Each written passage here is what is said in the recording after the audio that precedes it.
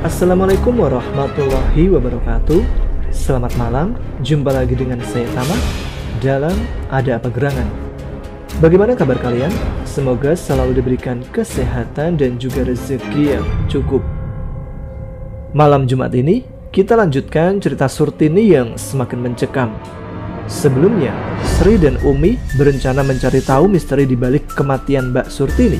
Namun tiba-tiba ini. Bagaimana cerita selanjutnya? Langsung saja, teman-teman, ada apa gerangan? Ceritanya mulai dari sini.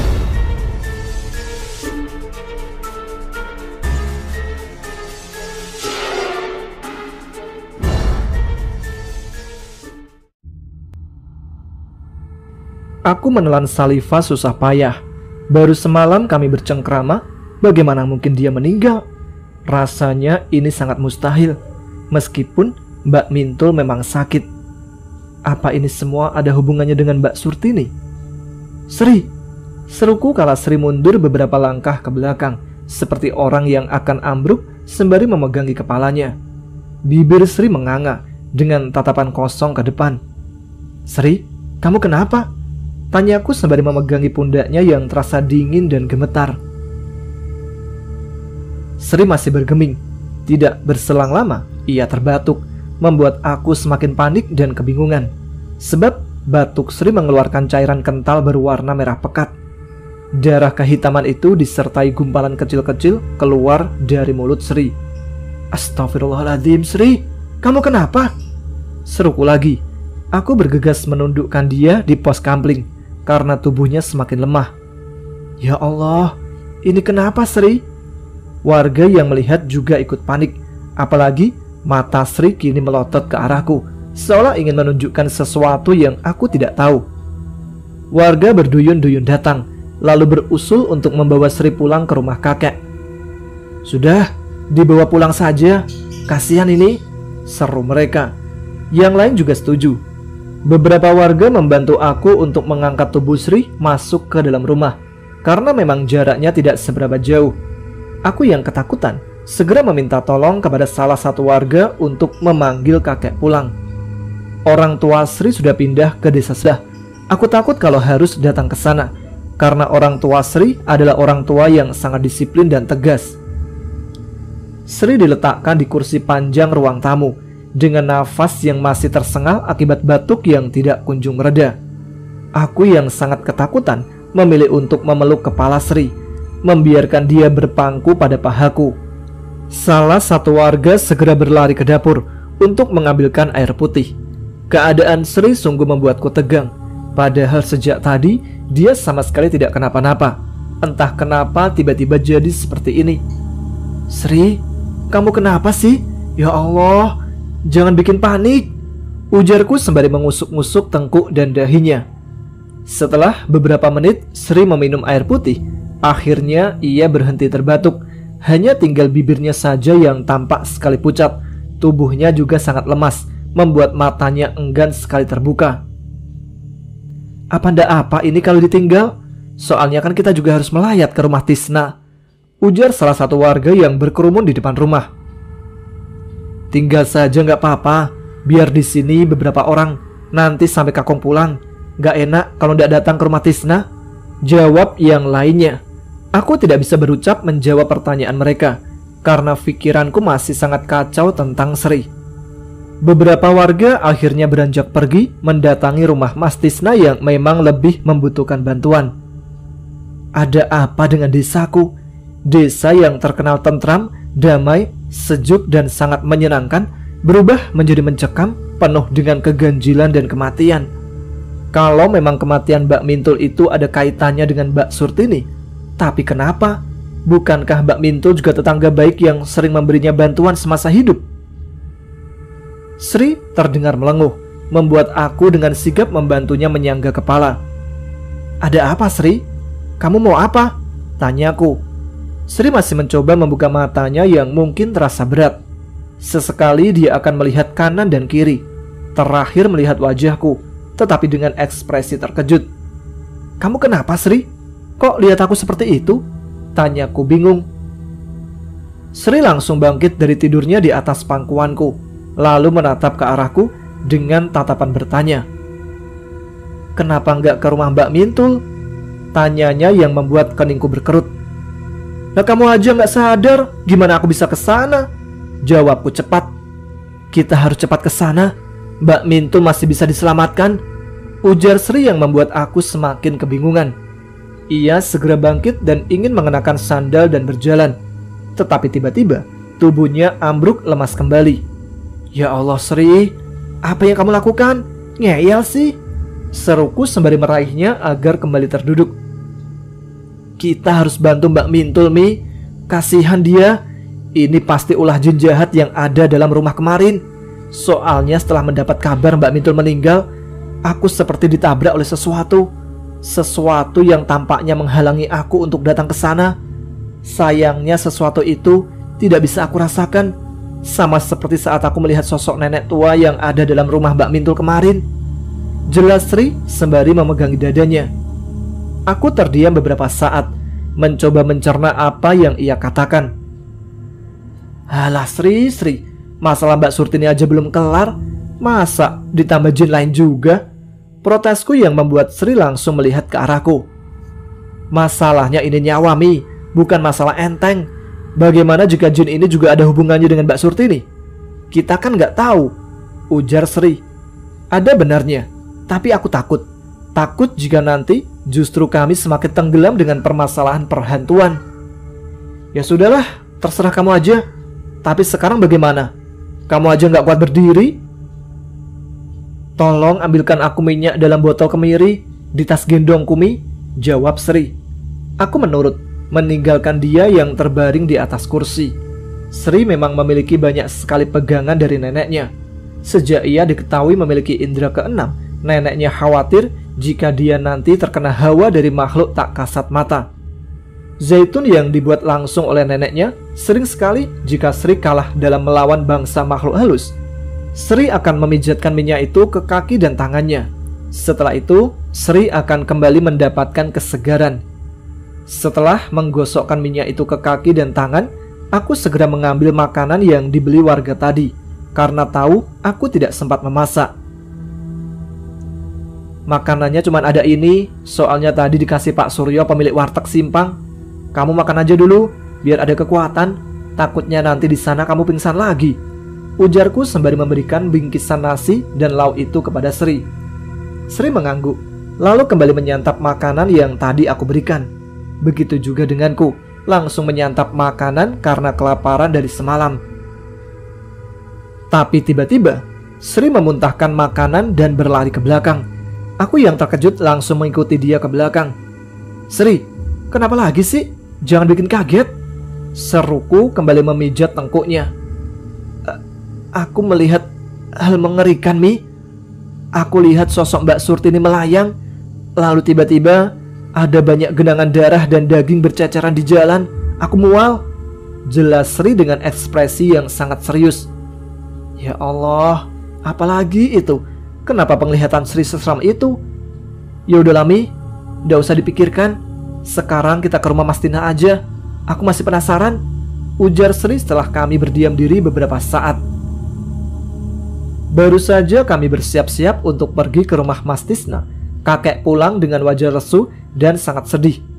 Aku yang tidak tega segera menghampiri pria tua yang telah merawatku seorang diri dari bayi itu. "Ada apa, Kong?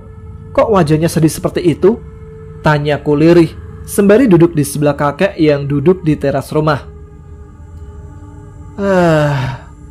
Kebun dekat bukit, kayunya dibeli orang kota, Mi. Padahal kayu itu kakek rawat untuk membuatkan kamu rumah dan suamimu nanti," jawab kakek dengan menarik nafas dalam-dalam. "Ya jangan dikasih lah, Kek. Kalau memang tidak boleh dijual," jawabku. "Kalau nggak dikasih mereka mau denda. Kan memang tanah yang dekat bukit sana masih hak milik negara," jawab kakek lagi. "Lah, seharusnya kalau hak milik negara mereka tidak boleh menebangnya lah. Bagaimana nanti kalau tanah di bukit longsor? Mereka mau tanggung jawab?" tanyaku kesal. Makin hari makin ada saja masalah di desa ini. Masalahnya, setelah penebangan mereka kembali menanam pohon baru. Jadi wajar kalau atasan memperbolehkan. Ya sudahlah, di kebun belakang masih ada kayunya, meski cuma sedikit, ujar kakek yang langsung berdiri dan masuk ke dalam. Iya, jangan lupa, nanti banyak truk yang akan masuk ke desa ini untuk ngangkut kayu. Jangan suka kelayapan. Selain debu, Kakung juga takut kalau nanti terjadi apa-apa. Timpalnya lagi. Yang aku jawab hanya dengan anggukan. Pria tua itu memang selalu terlalu khawatir. Kakungmu kenapa, Mi? Tanya Sri yang sudah selesai mengganti baju. Sedih dia, kayu dekat bukit dibeli orang kota, jawabku lirih. Sri hanya manggut-manggut. Lalu kami segera pergi ke rumah Mas Tisna sebelum prosesi pemakaman selesai. Sepanjang perjalanan, rumah-rumah warga sudah tertutup. Aku rasa mereka semua sudah datang ke sana. Saat kami tengah sibuk dengan pikiran kami masing-masing, tiba-tiba ada seorang nenek-nenek yang lalu di depan kami dari arah semak belukar. Aku yang terkejut sedikit berteriak, tetapi tidak dengan Sri. Nenek itu adalah nenek yang aku lihat kemarin di sungai saat mengambil air setelah ditemui hantu dari Mbak Surtinah. Nenek yang sama seperti yang menyajikan tembang Jawa hari itu. Nenek nyari siapa? Tanyaku karena dia melirik kanan dan kiri, seperti memastikan sesuatu. Cidro loro yang dipendem yo dadi ning ngene iki. Ciloko, ujarnya dengan tatapan tajam dan sangat serius. Sudah aku bilang, ini semua ada hubungannya dengan Mbak Surtini dan jin itu, ujar Sri yang membuat aku seketika mendongak menatapnya. Maksud kamu apa, Sri? Sri tidak langsung menjawab. Dia justru berjalan cepat meninggalkan aku sendiri di belakang. Sri, tunggu! Sri berjalan cepat sampai ke depan rumah Mas Tisna. Rumah yang memiliki halaman kecil dan ukuran rumah yang juga tidak seberapa besar itu sudah dipenuhi oleh pelayat. Sri tidak memperdulikan banyaknya orang yang ia dorong agar memberinya jalan, berteriak tidak terima. Ada apa, Sri? Kok kayak buru-buru? Tanya beberapa ibu-ibu di luar yang tengah menyusun bunga keranda. Sri masih tidak menjawab. Dia nyelonong masuk ke dalam tanpa memperdulikan banyaknya pasang mata yang memandangi dia. Kini aku yang menanggung malunya karena berada di belakang dia dan menjadi pusat perhatian orang-orang yang kebingungan melihat tingkah Sri. Itu Sri kenapa, Mi? Tanya warga yang saling saut menyaut. Aku hanya menggaruk tengkuk yang tidak gatal, bingung dengan jawaban apa yang harus aku katakan. "Nggak tahu, Pak Le, saya juga bingung," jawabku.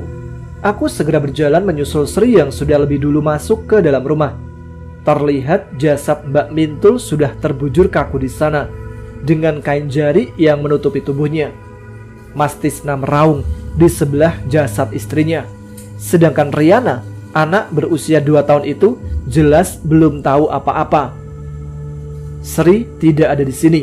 Ternyata dia masuk ke dalam kamar Mbak Mintul dan Mas Tisna. Aku segera menyusul anak itu, sebab terlihat tidak sopan dan takutnya jadi omongan orang. Sri, tunggu! Seruku yang memegangi lengan Sri yang sudah melangkahkan kaki melewati ambang pintu kamar. Lepas, Mi, aku harus minta dia lepaskan roh Mbak Mintul. Kasihan Mbak Mintul, jawab Sri dengan wajah serius dan mata yang melotot melihatku. Tampak sekali dia tidak main-main kali ini. Tapi nggak sopan, Sri, asal nyelonong masuk ke dalam kamar orang, sergahku. Sri menarik nafas dalam-dalam, lalu menoleh ke kanan dan ke kiri. "Gak ada yang lihat kan?" ujarnya yang langsung masuk ke dalam kamar. Dasar semprol, umpatku yang kesal karena sikapnya yang kekanak-kanaan. Aku memilih untuk mendekati Mas Tisna, guna untuk meminta izin atas tindakan yang dilakukan oleh Sri. Mas Tisna berada di antara keluarga besarnya. Aku jadi sungkan untuk mendekatinya. Kalaupun didekati, Mas Tisna apa mungkin mau mendengarkan? "Mbah Tiam, saya mau izin masuk kamar Mas Tisna. Gak tahu Sri itu lihat apa?" ujarku kepada Mbah Tiem, karena memang dia satu-satunya orang yang paling berada di pinggir. "Sri lihat apa?" Tanya Mbah Tiem. "Dak tahu Mbah, makanya saya mau minta izin dulu, baru nyusul Sri dan lihat apa yang sebenarnya Sri lihat," jawabku. Mbah Tiem setuju. Dia juga ingin ikut serta denganku dan ingin tahu apa yang sebenarnya dilihat oleh Sri. Sri terlihat berdiri di depan lemari kayu yang kemarin diletakkan di ruang tengah. Kemungkinan karena banyak orang datang, makanya dipindah masuk ke dalam kamar. Sri menatap tajam ke arah lemari itu, dan tangannya mengepal, wajahnya sangat serius. "Kamu lihat apa, Sri?" tanyaku yang membuat Sri langsung mendongak menatapku. Sri berjalan mendekatiku, lalu menutup mataku dengan sebelah telapak tangannya, sedangkan tangan yang sebelahnya memegangi pundakku dan menepuknya sebanyak 3 kali. "Maaf Mi, aku harus membuatmu melihat ini. Kuatkan hatimu," ujar Sri sembari perlahan menarik tangannya dari mataku. Perlahan aku membuka mata. Terlihat samar beberapa detik, namun setelah itu terlihat jelas wajah Sri yang awal menatapku. Tangan Sri menunjuk ke arah lemari yang ada di pojok ruangan kamar, sebelah lemari pakaian. Aku mengikuti arah yang ditunjukkan oleh Sri. Mataku terpaku dengan mulut menganga, melihat sosok yang tengah bertengger di atas lemari itu. Nenek tua berambut putih panjang terurai bergelombang, dan mata yang kedua-duanya melotot hampir keluar. Nenek itu menatap tajam juga ke arahku, bergantian dengan Sri. Aku yang memang penakut jika menyangkut hal-hal gaib, gemetar sambil memegangi tangan Sri. Yang membuatku sangat takut sebenarnya bukan karena nenek itu, melainkan sosok di sebelahnya. Mbak Mintul. Dia ada di sebelah nenek itu. Tubuhnya terikat oleh benang merah dan mengarah pada tongkat nenek jin itu. Aku menatap Sri dengan tatapan bertanya. Sri menggeleng lalu melenggang keluar. Aku dan Mbah Tiem mengikuti dia lagi. "Apa yang kamu lihat, Nduk?" tanya Mbah Tiem sambil berjalan. "Mbak Mintul, Mbah. Dia ada sama jin penunggu rumah ini. Entah penunggu rumah ini atau penunggu sesuatu, Umi nggak tahu," jawabku. Mbah Tiem manggut-manggut, lalu menarik tanganku agar berjalan lebih cepat menuju kerumunan orang-orang. "Mas Tisna, Mbak Mintul masih bisa kita selamatkan, tetapi Mas Tisna harus ikut saya," teriak Sri lantang di tengah ramainya suara tangisan yang membuat kerumunan orang mendongak menatapnya. Maksudmu apa?" tanya Mas Tisna dengan bibir bergetar. "Saya bisa bantu kembalikan arwah Mbak Mintul kepada jasadnya, tapi saya butuh bantuan," ujar Sri lagi yang membuat semua orang saling tatap dan saling berbisik. Terlihat sebagian orang tidak percaya dengan apa yang dikatakan oleh Sri. Bahkan mereka tanpa berbisik satu sama lain dengan ekspresi mengejek. "Jangan coba-coba melawan takdir Allah, Sri. Takutnya kena azab," jawab beberapa warga yang tadi tampak tidak percaya. Akhirnya mereka bersuara. Aku dan Mbah Tiem saling tatap. Kami berdua percaya dengan apa yang dikatakan oleh Sri, tetapi masuk akal dengan apa yang dikatakan oleh warga. "Tidak, tolong percaya. Jin itu murka karena Mbak Surtini menjadi penghuni baru desa ini. Penghuni yang memiliki aura lebih kuat daripada yang lainnya.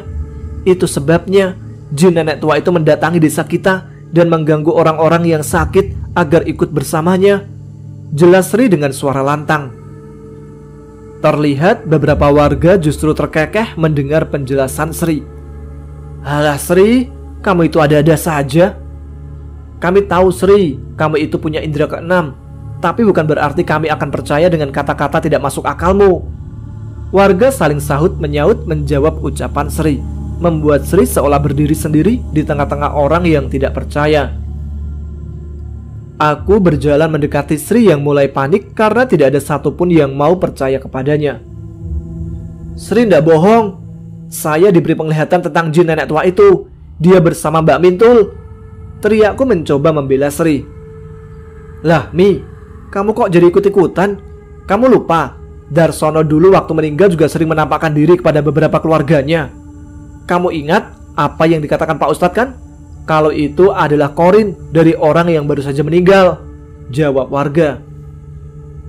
Aku kehilangan kata-kata untuk membela.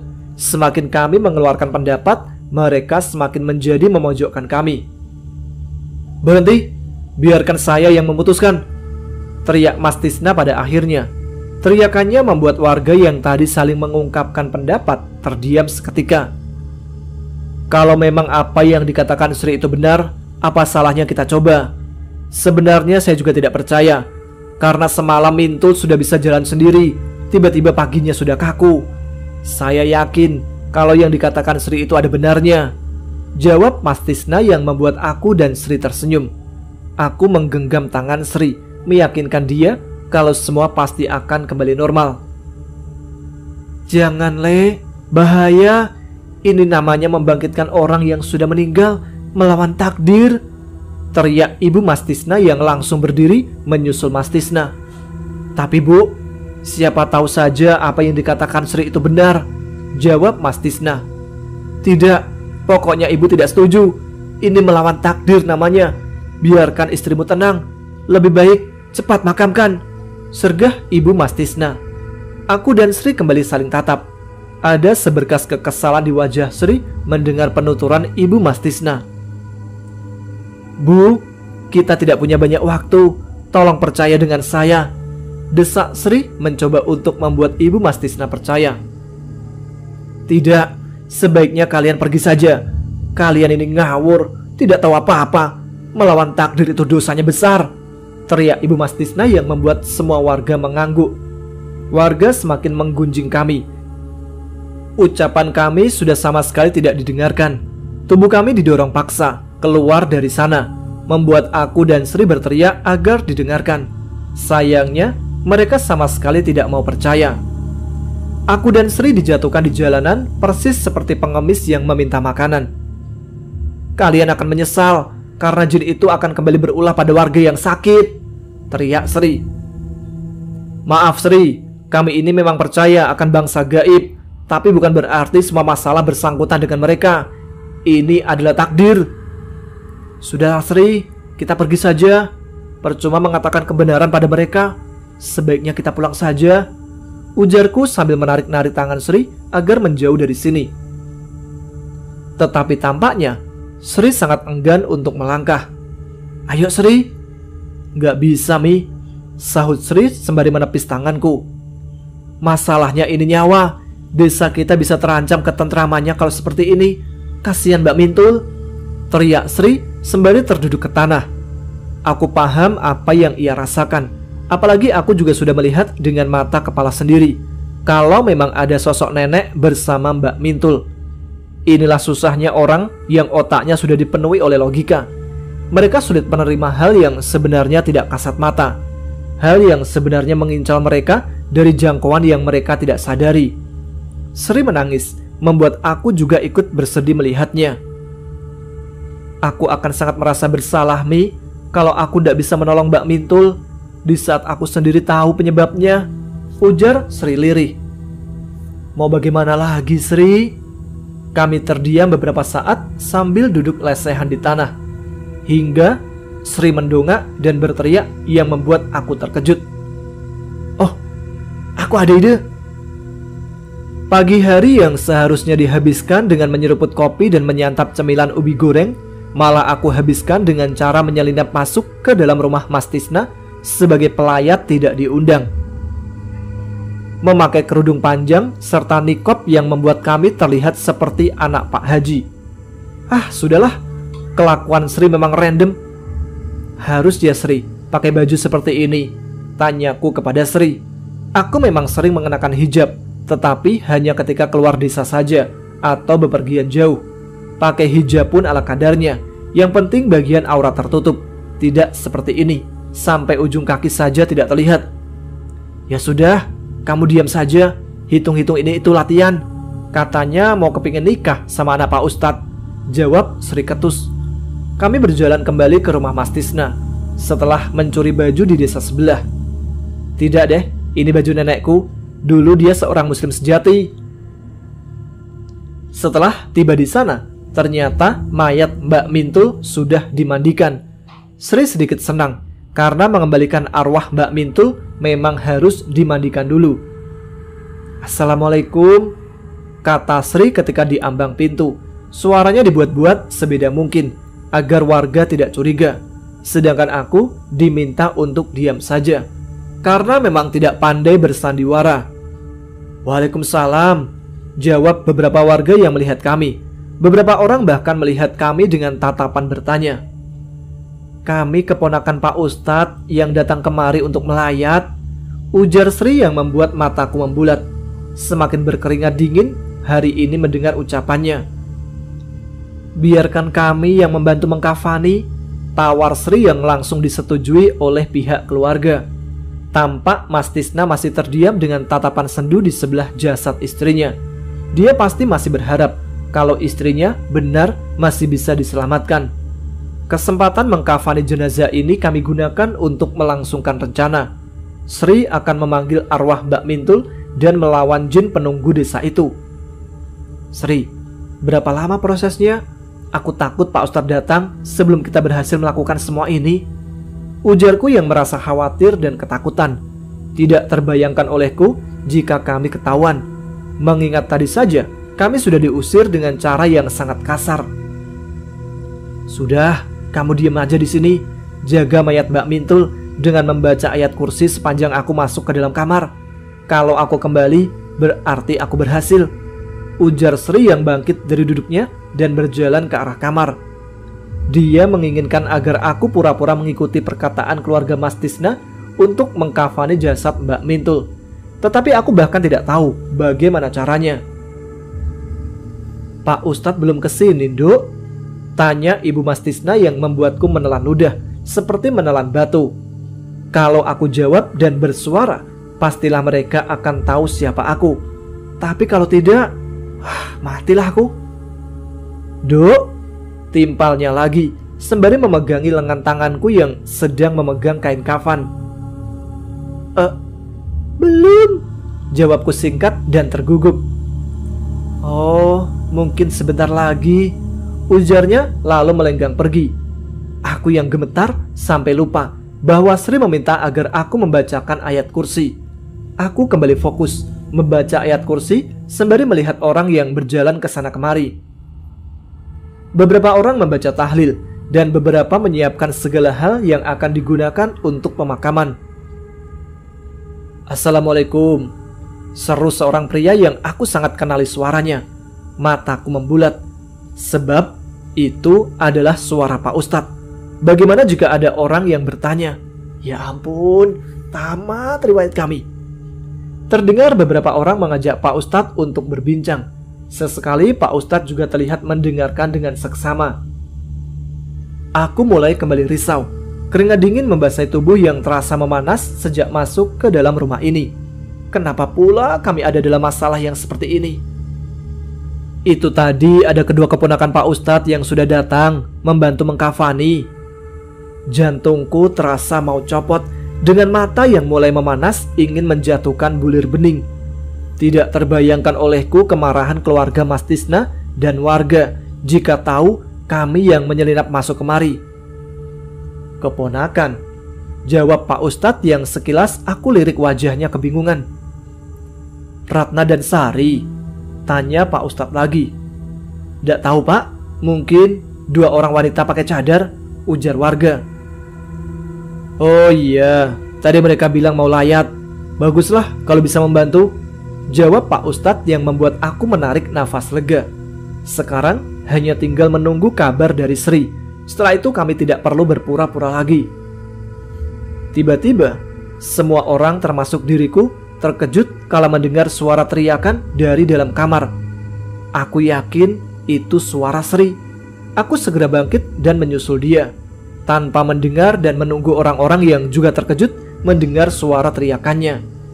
Aku sangat terkejut ketika melihat Sri tergeletak di lantai dengan kucuran darah segar dari hidung dan mulutnya. Nikab yang dia kenakan diturunkan dan berlumuran darah. Aku sangat terkejut, segera berlari dan mengangkat kepalanya ke pahaku. "Ya Allah Sri, kamu kenapa?" tanyaku dengan air mata berlinang. Semua orang yang mengintip kami dari balik pintu terkejut dan saling tatap. Astagfirullahaladzim, apa yang terjadi? kata Pak Ustadz yang terkejut melihat kondisi Sri. Dia langsung datang dan menghampiri kami. "Pak, panggil nama Mbak Mintul sebanyak 7 kali tepat di telinganya," ujar Sri dengan terbata-bata karena mulutnya penuh dengan darah. Pak Ustadz menatap wajahku seperti meminta penjelasan, tetapi urung kala dia memilih untuk mendengarkan apa yang dikatakan Sri.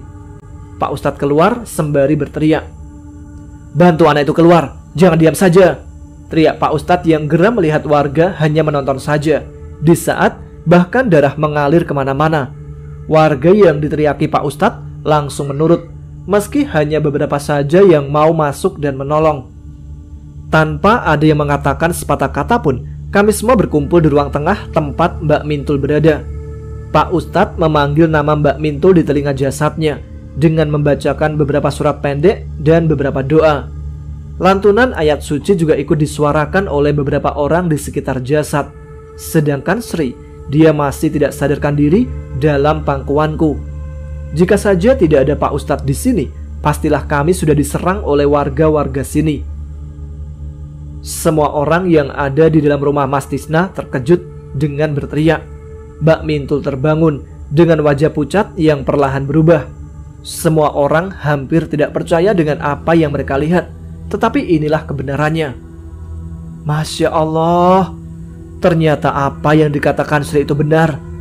Buktinya roh Mintul bisa kembali setelah kita panggil, ujar Pak Ustadz setelah memberi Mbak Mintul air putih. Orang-orang masih terus saling berbisik, tetapi kali ini dengan wajah yang tidak enak. Memang tidak ada yang bisa melawan takdir Tuhan, tetapi jika memang kebenarannya bersangkutan dengan hal gaib, sebaiknya kita juga jangan abaikan, sebab mereka juga ciptaan Tuhan yang artinya memang ada di sekitar kita. Jelas Pak Ustadz yang membuat semua orang yang ada di sini terdiam menunduk. Sri yang masih belum sadarkan diri terpaksa digotong pulang ke rumahku dengan menggunakan gerobak. Sepanjang perjalanan ada beberapa warga yang ikut mengantar kami pulang. Mereka diam membisu, tidak berani mengungkapkan apa-apa. Kami minta maaf ya, Mi. Kami sudah keliru ngusir kalian. Kami benar-benar menyesal. Setelah beberapa saat terdiam, akhirnya salah satu dari mereka ada yang bersuara. Iya, tidak apa-apa, jawabku singkat. Meski hati memang masih sedikit merasa kesal karena mereka, tetapi aku tahan. Setibanya di rumah, kakek yang rupanya baru akan datang ke rumah Mbak Mintul terkejut. Memang saat kami pulang tadi, beliau tidak ada di rumah, sedang mandi di sungai. Ya Allah, ada apa ini? Tanyanya yang panik karena melihat baju Sri penuh dengan darah. Gak apa Kong, biasa. Sri ngelawan jin yang memiliki aura negatif, jin yang mengunci arwah Mbak Mintul, jawabku lirih.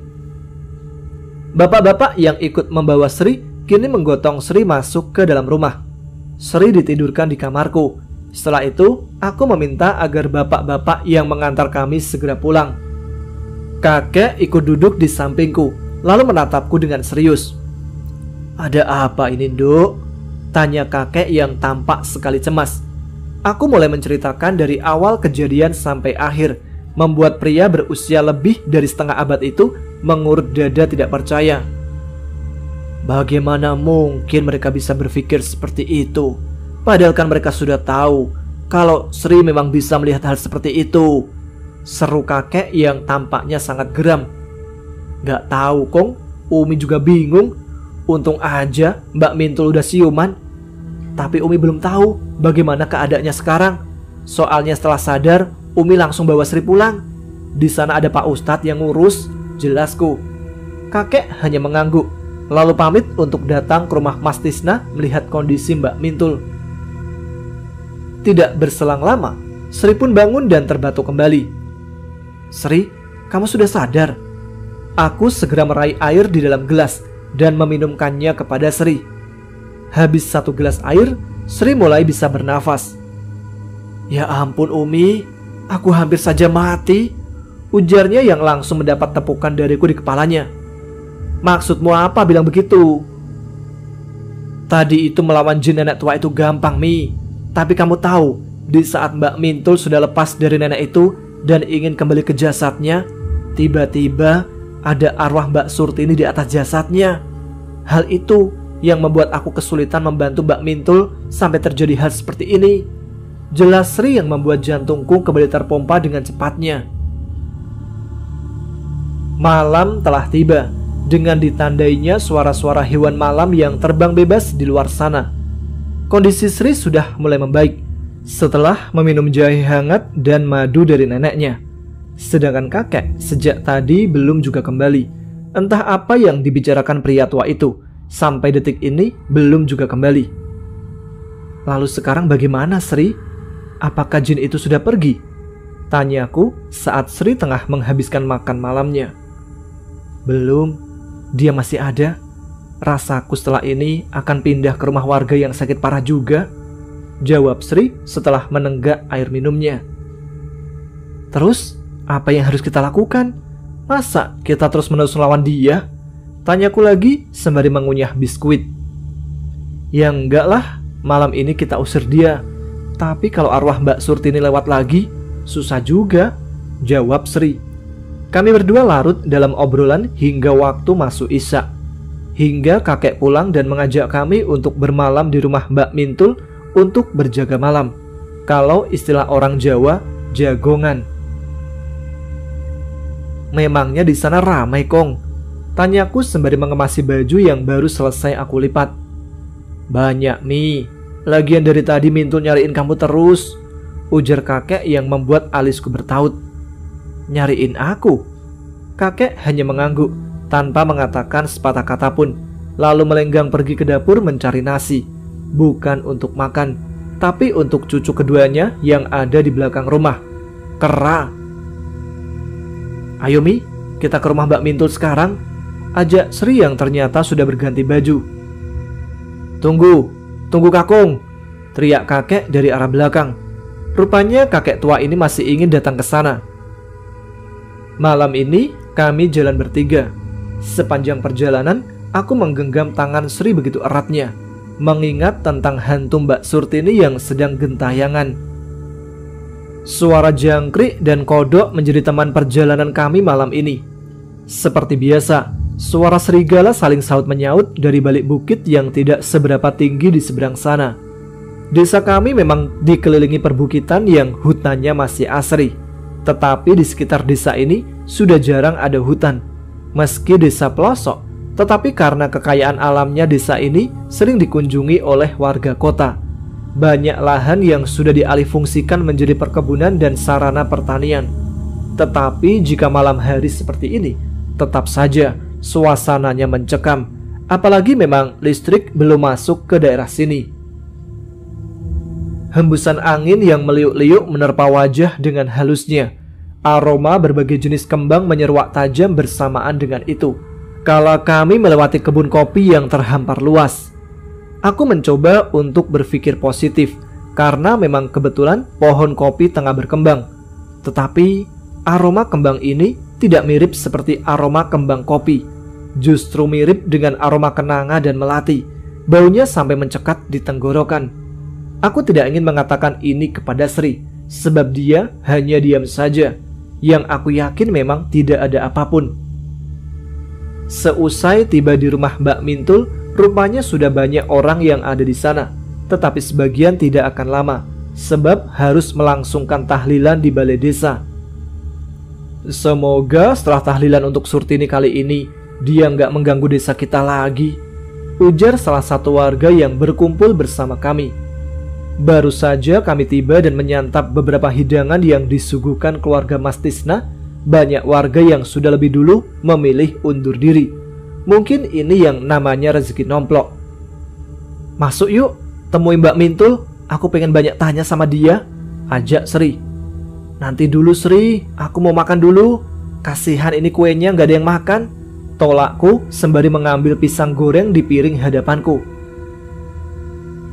Makan aja kamu Mi, gendut nggak tapi habisin makanan, cetuk Sri yang membuat beberapa ibu-ibu yang ada di seberangku tertawa. Tidak ingin ambil malu, aku segera mengajak Sri bangkit dan masuk ke dalam. Gundulmu Sri, malu-maluin aja. Sri hanya terkekeh melihat diri ini merasa malu. Memang anak ini suka sekali membuat orang lain malu. ketika kami tiba di kamar Mbak Mintul, dia tengah berbincang dengan Mbak Hani yang ternyata juga sudah ada di sana. Iya, aku kemarin 2 hari sebelum Surtini meninggal sempat melihat Raka, anaknya Mak Hartati. Dia itu sempat datang dari belakang rumah Surtini, agak mengedap-edap dan seperti orang ketakutan. Pas aku tegur, katanya ngambil mangga di belakang rumah, ujar Mbak Hani yang membuat langkahku dan Sri terhenti. Entah membicarakan tentang apa mereka. Yang jelas kami terlambat sampai mendengar batas sini saja. Aku dan Sri saling tatap. Tampaknya Sri juga mendengar apa yang aku dengar barusan. Aku memberanikan diri mengetuk pintu. Takutnya jika terlalu lama berdiri di sini, kami malah disangka menguping pembicaraan orang tua. Umi, Sri, masuk sini, seru Mbak Mintul yang masih terbaring di ranjangnya. Ada Riana yang telah terlelap di samping Mbak Mintul dengan memeluk dot kecilnya yang terlihat menggemaskan. Bagaimana keadaannya, Mbak? Udah membaik? Tanyaku pada Mbak Mintul yang masih terlihat lemah. Alhamdulillah, Mi. Mbak mengucapkan makasih banyak ya pada kalian berdua. Mbak nggak tahu kalau nggak ada kalian, mungkin Mbak udah benar-benar nggak ada. Sudahlah Mbak, jangan bicara kayak gitu. Kami berdua ikhlas membantu Mbak Mintul, karena kebetulan saya juga melihat kalau enggak ya mungkin kami nggak akan bisa bantu, jawab Sri menyaut ucapan Mbak Mintul yang merasa tidak enak. Mbak Mintul mengangguk, lalu menunduk dengan tatapan yang sangat menyedihkan. Mbak Mintul kenapa? Kok sedih? Tanyaku. Nggak apa, Mi. Mbak cuma masih terngiang sama apa yang dikatakan Surtini dalam mimpi sebelum Mbak nggak sadar, jawab Mbak Mintul lirih. Loh, memang apa yang dikatakan Mbak Surtini, Mbak? Tanyaku dan Sri penasaran. Mbak Mintul tampak terdiam beberapa saat sebelum akhirnya menarik nafas dalam. Dia bilang, umpama nyawa tidak dibayar nyawa, biarkan aku membawa celaka. Kalau sampai ada yang tidak suka, datanglah ke alam baka. Mendengar ucapan itu dari mulut Mbak Mintul saja sudah sangat merinding. Tidak terbayangkan olehku jika Mbak Surtini sendiri yang mengatakan itu kepadaku. Memang sepertinya kita harus segera mencari tahu siapa pelaku yang sudah menghamili Mbak Surtini. Siapa tahu Mbak Surtini mau orang itu dihukum, jawab Sri yang memang satu pendapat denganku. Tapi bagaimana caranya kita cari tahu? Tanyaku yang membuat semua orang terdiam. Sebenarnya saya pernah melihat Raka di sekitar rumah Surtini 2 hari sebelum dia meninggal. Tetapi saat itu saya tidak curiga, karena di tangannya memang ada 2 buah mangga. Hanya tingkahnya saja yang mencurigakan, jelas Mbak Hani. Dari kemarin kami memang ingin datang ke rumah Mbak Hani. Mbak Hani orang yang paling dekat rumahnya dengan Mbak Surtini. Kami rasa setidaknya Mbak tahu beberapa. Tapi kemarin Mbak nggak ada, ungkapku di saat kami terdiam beberapa saat. Iya Mi, anak Mbak sakit setelah Surtini ditemukan meninggal dalam keadaan seperti itu. Makanya Mbak bawa anak Mbak ke rumah orang tua. Mbak takut, jawab Mbak Hani.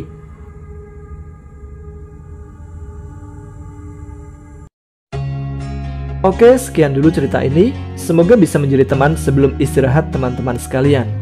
Terima kasih kepada teman-teman sekalian yang selalu menyimak episode Ada Apa Gerangan.